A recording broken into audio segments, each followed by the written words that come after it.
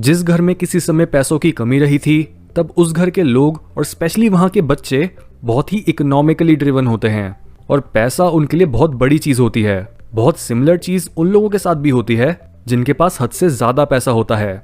उनके दिमाग से भी पैसा इसलिए बाहर नहीं निकल पाता क्योंकि उन्हें भी अपनी हर प्रॉब्लम का सॉल्यूशन पैसा ही लगता है। चाहे वो किसी लीगल इशू में फंस जाएं या उनके घर में किसी की तबीयत खराब हो जाए, उन्हें पता है कि पैसा होने से ये सारी प्रॉब्लम्स उनका ज्यादा कुछ नहीं बिगाड़ सकती। इन दोनों एक्सट्रीम्स की वजह से सोसाइटी में हर इंसान की वैल्यू उसकी कमाई से नापी जाती है। बचपन से ही हमारे दिमाग में ये डालना चालू कर दिया जाता है कि पैसा लोगों को जानने के लिए एक पर्याप्त औजार है। एक इंसान की इनकम हमें ये आइडिया दे सकती है कि वो कितना काबिल है, उसे सोसाइटी के दूसरे लोग कितनी रिस्पेक्ट देते होंगे, वो कितना समझदार है, उसका कैरेक्टर कैसा है और हमें उसके साथ अच्छे संबंध रखने चाहिए या फिर नहीं। जो इंसान अच्छा खासा कमाता है, लोग उसके दोस्त बनना चाहते हैं। ऊपर तक पहुंच होने की वजह से उसे अपॉर्चुनिटीज भी ज्यादा मिलती हैं और उसकी पावर उसे दूसरों की नजरों में ज्यादा चार्मिंग बनाती हैं। लेकिन दूसरी तरफ जिस इंसान की इनकम कम होती है, उसे ऐसे ट्रीट करा जाता है जैसे वो धरती पर एक बोझ है और उसका जीना या मरना एक समान है। इंसान को उसके कंट्रीब्यूशन और सैक्रिफाइसेस के लिए नहीं, बल्कि इकट्ठे करे गए कागज के टुकड़ों के लिए शाबाशी और रिस्पेक्ट दी जाती है, चाहे उसे अपना ये सारा पैसा बिना कुछ ज्यादा कंट्रीब्यूट या बिना सैक्रिफाइस करे ही क्यों ना मिला हो। पैसा गरीब और अमीर लोगों का भगवान है। इवन कई लोग जिनके पास पैसों की कमी होती है, वो ऊपर से तो ऐसा दिखाते हैं कि अमीर लोग कितने करप्ट होते हैं और उन्होंने पक्का गरीबों का पैसा खाया होगा, लेकिन अंदर ही अंदर वो खुद भी अमीर बनना चाहते हैं। एक गरीब इंसान को उसके मुश्किल दौर में ये बोलना तो बहुत आसान होता है कि उसे सैलरी कम होने की वजह से खुद को यूजलेस नहीं समझना चाहिए, लेकिन क्या इस बात में असल में कोई सच्चाई है भी, या क्या ये बस लोगों का दुख कम करने या फिर उन्हें ज्यादा बड़ा ना सोचने के लिए बोला जाता है?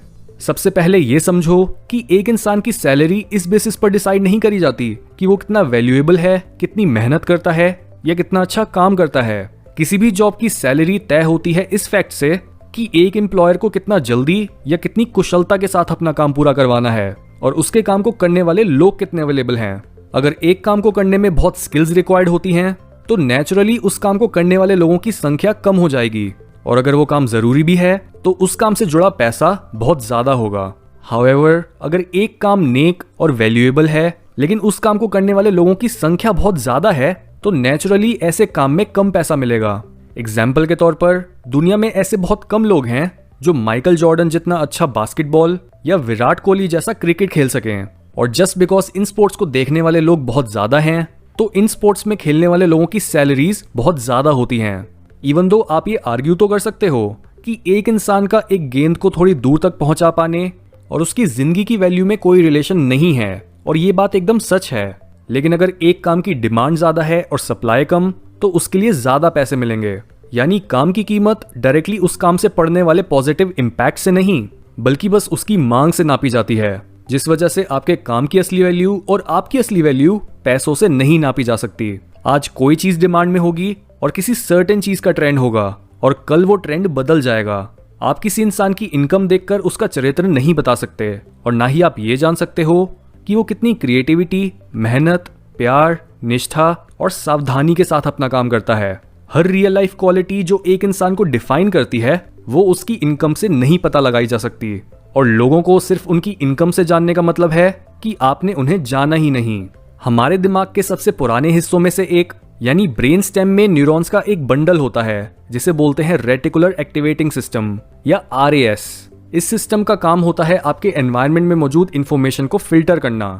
जस्ट बिकॉज हमारे आसपास हर समय ध्यान देने और समझने के लिए लाखों और करोड़ों चीजें होती हैं, लेकिन हम इतनी सारी चीजों को एक साथ प्रोसेस नहीं कर सकते, इसलिए हमारा RAS सिर्फ उन्हीं चीजों को प्रोसेस करता है जो हमारे लिए कोई अहमियत रखती हैं।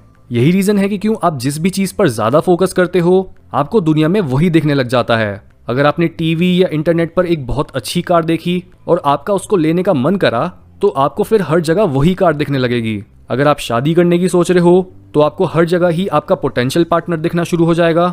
अगर आप नेगेटिविटी ढूंढ रहे हो, तो आपको हर जगह नेगेटिविटी ही दिखने लगेगी। अगर आप ऑलरेडी ये मानकर बैठे थे कि एक तरह की कास्ट, जेंडर या पॉलिटिकल पार्टी बुराई से भरी है, तो आपको अपने इस बिलीफ का प्रूफ हर जगह दिखने लग जाएगा।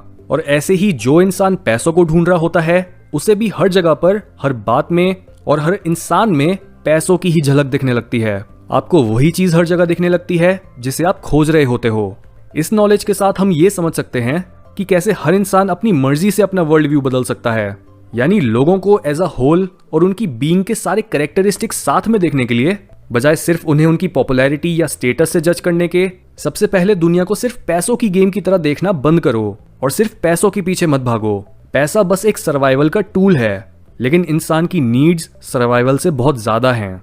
यही रीजन है कि क्यों पैसा बस आपकी फिजिकल नीड्स को पूरा कर सकता है, और जो लोग जिंदगी को सरफेस लेवल पर जी रहे होते हैं वो इसी लेवल को सबसे ऊंचे स्तर पर रखते हैं कि कैसे भी करके बस पैसा मिल जाए और मेरी फिजिकल नीड्स पूरी हो जाएं। ये बहुत ही लिमिटेड सोच है, क्योंकि पैसा मिलने के बाद भी अगर आप अपनी फिजिकल बॉडी से ऊपर उठकर अपनी स्पिरिचुअल नेचर के टच में नहीं आते तो आपने पैसा नहीं कमाया, आपने बेवकूफ़ी करी।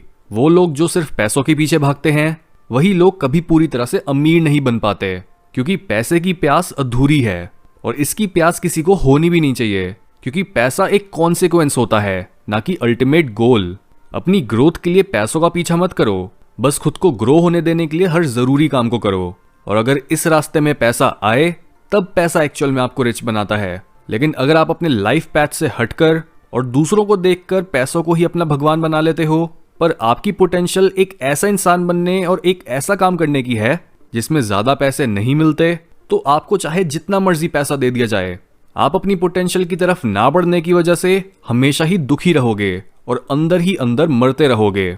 इस बात को डीपली समझो, क्योंकि मैं ये नहीं बोल रहा कि पैसा कमाना गलत है। पैसा बस एक सर्टेन लाइफ पैथ पर चलने का नतीजा है। एग्जाम्पल के तौर पर, अगर एक सूरजमुखी के बगीचे में गलती से एक गुलाब का फूल उगने लगे तो वो बहुत ही इनसिक्योर फील करेगा कि वो दूसरों जैसा नहीं है। वो खुद की बुराई करते हुए बोलेगा कि देखो, मेरे शरीर पर तो कांटे भी लगे हैं, पता नहीं मैं इतने सुंदर बगीचे में क्यों पैदा हो गया। लेकिन उसे ये नहीं पता कि गुलाब तो हर प्यार करने वाले का दोस्त है। उसकी सुंदरता और महक बहुत से प्रेमियों को साथ लाएगी।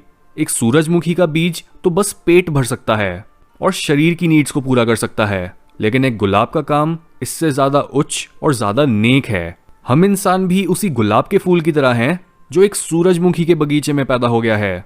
हर इंसान झुंड से कुछ अलग करने के कैपेबल है।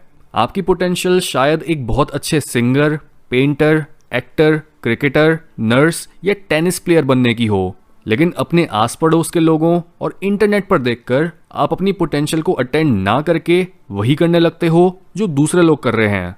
आप भी पैसों का पीछा करने लगते हो।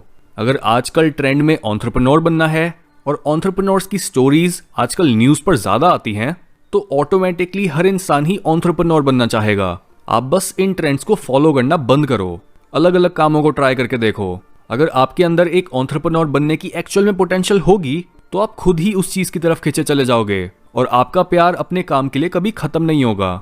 हर काम आपको अमीर नहीं बना सकता और हर अमीर इंसान खुश नहीं होता। इसलिए पैसों को नहीं, अपनी ग्रोथ को प्रायोरिटी दो। उन लोगों की रिस्पेक्ट करो और उन्हें भी प्यार दो जिनका लाइफ पैथ अमीरी का नहीं है, लेकिन वो फिर भी अपनी लाइफ से खुश हैं और दुनिया में कुछ कंट्रीब्यूट कर रहे हैं।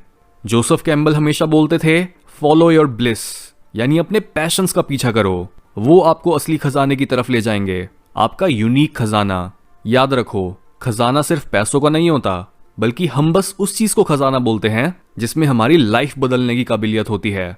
और ये चीज पैसा भी हो सकती है और कुछ और भी।